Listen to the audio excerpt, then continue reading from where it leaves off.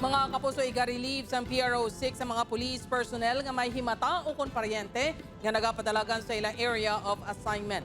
Suno kay PRO6 spokesperson Lieutenant Colonel Arnel Solis, nagakonsolidate na sila sa mga kapulisan nga may pamilya nga magapapili sa 2025 midterm elections agod ma-assign sa iban nga banwa. Tinutuyo sini nga malikawan nga maangot sa mga insidente kag mamalisyahan ang natungdan nga mga police personnel sa tiyon sa eleksyon. May kabugusan nga 13,000 ka police personnel sa PRO6. Wala pa sang estimate kung pila sa ila ang maapektuhan sang igapatuman nga relief order.